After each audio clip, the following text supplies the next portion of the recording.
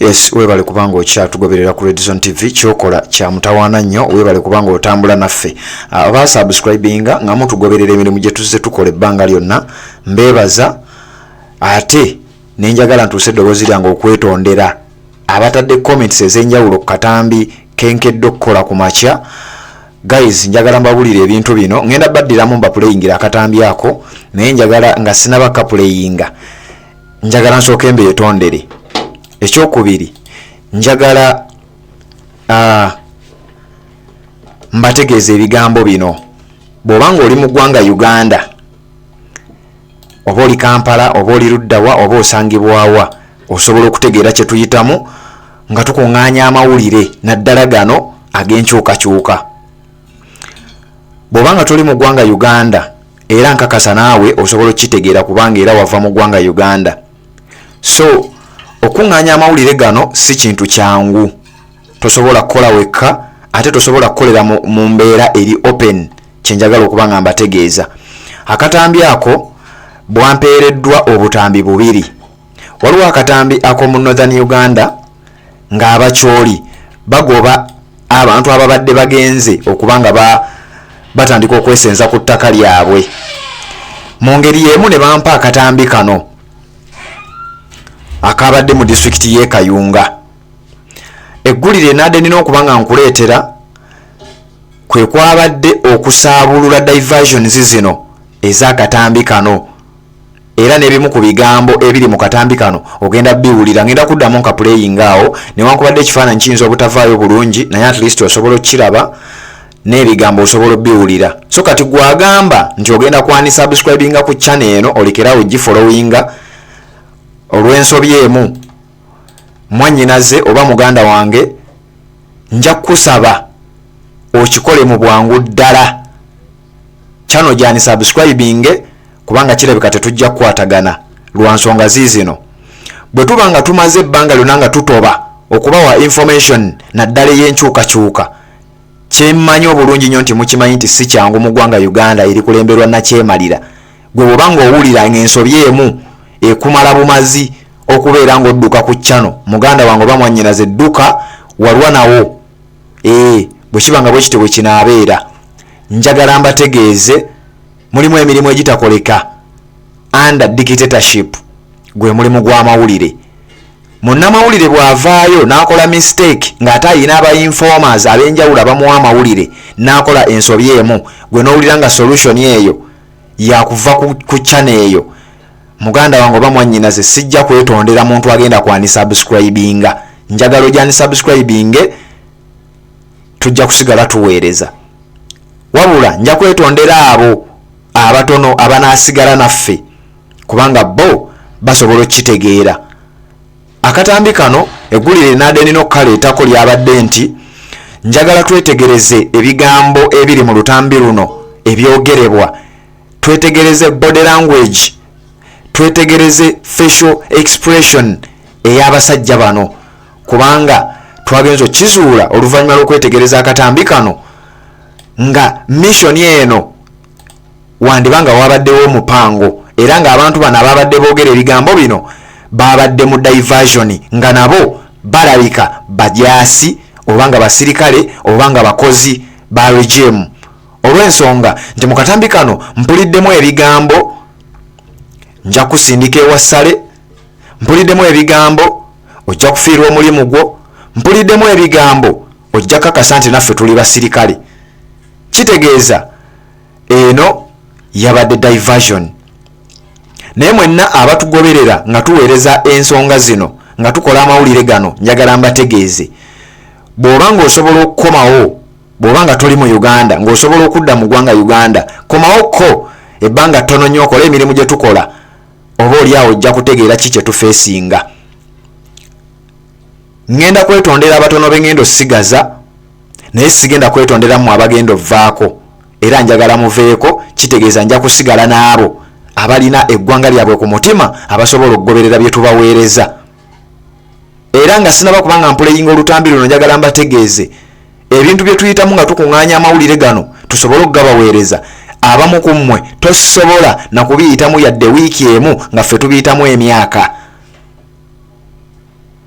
nze ayogera wano ku mukutu guno nagobwa ku nnyumba kwe mbadde nsula oluvannyuma lw'okutegeera nti amawulire g'empeereza gankyukakyuka, amawulire g'empeereza ge gagakwata ku Robert Kyagulanyi Ssentamu.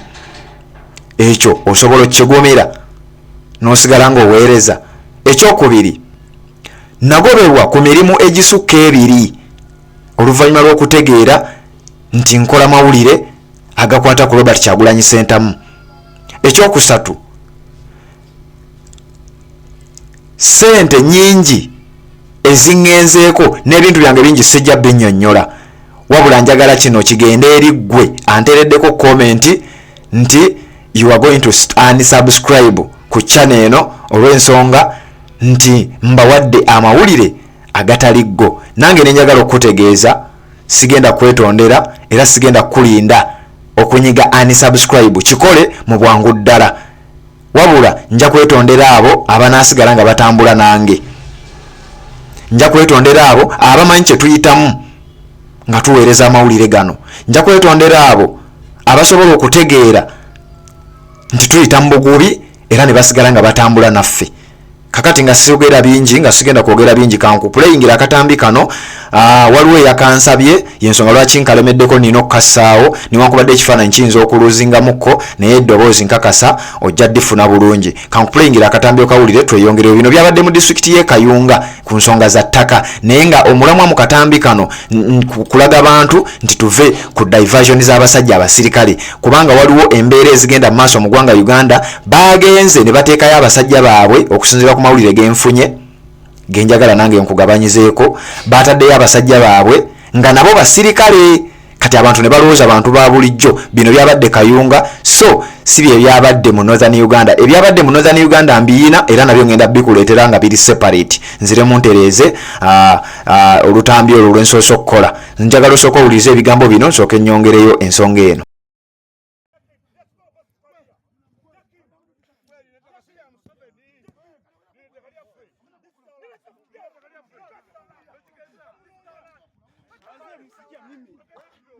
Bagamba group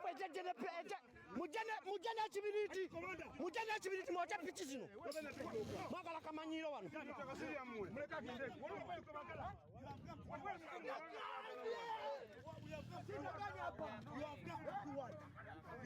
Yalule rinyalyo gwani? Yokere rinyalyo gwani? Yokere rinyalyo. Speak your name. I never seen this. Speak your motherfucking name. You called the president. You called you? You called the president. Call the Who sent you here? Who sent you here? Commander. Which commander? Identify yourself. You talk to yourself. He's a commander. You've come here to do what? Commander yuko wapi? We nani? We nani? Onaitwa nani? Wewe. Onaitwa nani? Onaitwa nani? Wewe nani? Wewe nani? Wewe nani?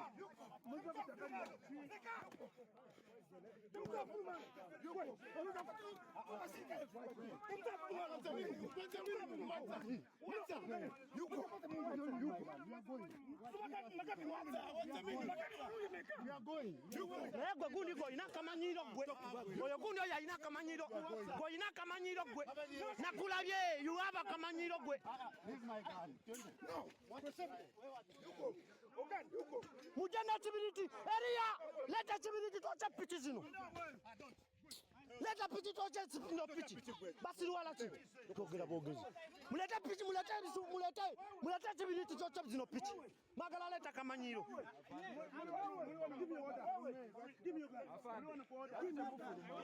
Who said you? Ku order chani abaise.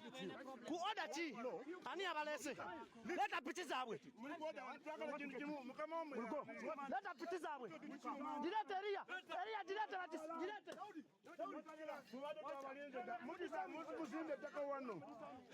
Oya ina kamanyiro no. Oya ina kamanyiro yo. Oya ina kamanyiro. Ona ina kamanyiro kanjo no. Magala tuta. Afana toina mwe. Toina wamwe.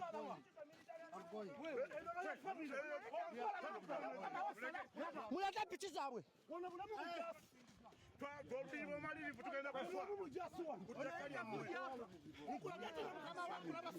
Gwe motherfucker. Ono motherfucker abada manyina kusindika basale gwe bakubone ku mulimu. Pumbavu. Wewe kumanyira gwe.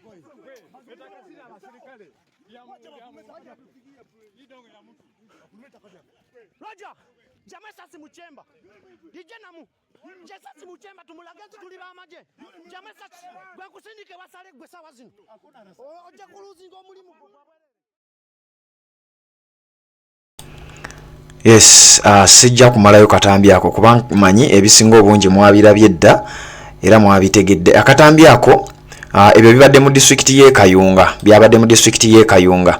Eggulire eribaddemu amawulire agabadde mu Northern Uganda ndiina era nalyo ngenda direeta ku lwalyo wabula nga wali wabaddewo okucyankalanyamukko lutambi olwo olusembyeyo siro nadde nino kuwa wabula ebya Northern Uganda mwacholi ngenda bikuleetera kuba nabyo mbiyina wabula nnyongera okulabula siri musanyufu yadde dakiika n'emu olw'olutambi luli lwensooso okukola.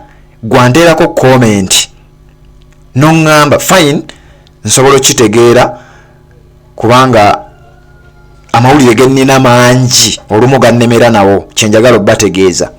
So kati gwagamba nti ogenda kwanisubscribinga ogenda kunyiga lefuti olw'eggulire eritabadde ddyo oba olw'ensobi emu njagala okutegeeza naawe ekyo kiba kiraga toliwa ddala kuba mba nkusuubira okujja mu inbox y'omuntu n'omutegeeza munnaye kino nga sikitegedde.